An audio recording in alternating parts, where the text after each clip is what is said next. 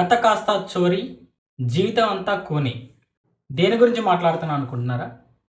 ఇటీవలే తెలంగాణ గద్దర్ ఫిల్మ్ అవార్డ్స్‌లో ఉత్తమ short ఫిల్మ్‌గా award పొందిన 'వనజీవి రామయ్య' చిత్రం గురించి.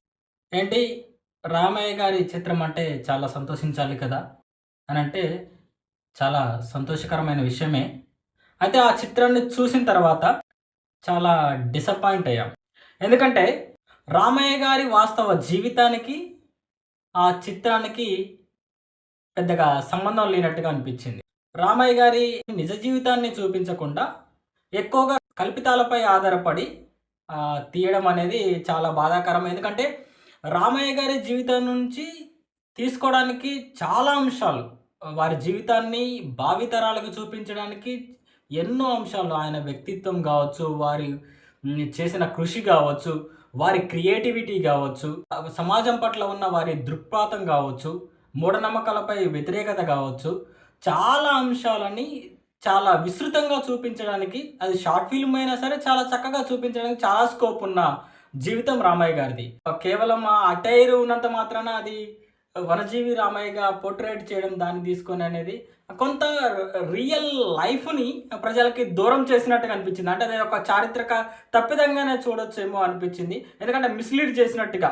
ఎందుకంటే ఆయన వాస్తవ జీవితాన్ని సమాజం ముందు పెడితే చాలా ఇన్‌స్పైరింగ్‌గా ఉంటుంది. అది కాకుండా అవార్డుల వేటలోనే వారే చెప్తున్నట్టుగా హడావుడిగా ఈ అవార్డు కోసమే తీసినట్టుగా, ఎందుకంటే వనజీవి రామయ్య గారు ఆ స్థాయికి రావడం కోసం ఆయన కేవలం 5వ తరగతి చదివినా కానీ, ఆయన ఏనాడు కొత్త విషయాలు నేర్చుకోవడాన్ని, స్టడీ చేయడాన్ని ఎప్పుడు మర్చిపోలే. ఆయన ఎక్కువగా గ్రంథాలయాలను విజిట్ చేసేవారు. బాగా చదివేవారు సమయం దొరికినప్పుడల్లా.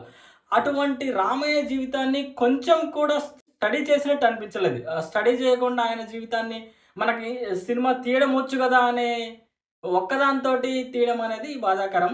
అది అవార్డ్ రావచ్చు కానీ, వాస్తవమైన జీవితాన్ని చూపెట్టలేదని మాత్రం అర్థమవుతుంది. అదేవిధంగా ఇంత ఎందుకు మాట్లాడుతున్నానంటే, వనజీవి రామయ్య గారి సమగ్ర జీవితాన్ని 'విత్తనం నుండి మహావృక్షంగా వనజీవి జీవితం' పేరుతో నేను పుస్తకం తేవడం జరిగింది. దాంట్లో కూడా కొన్ని తీసుకున్నట్టుగా అనిపించింది. మేము వేరే చోట నుంచి తీసుకున్నామని చెప్పొచ్చేమో, కానీ మన అనుమతి లేకుండా కొన్ని చోట్ల తీసుకున్నట్టు అనిపించింది. ఆ విషయాలు మాత్రమే కొంత రియల్ లైఫ్ దగ్గరగా ఉన్నట్టు అనిపించింది.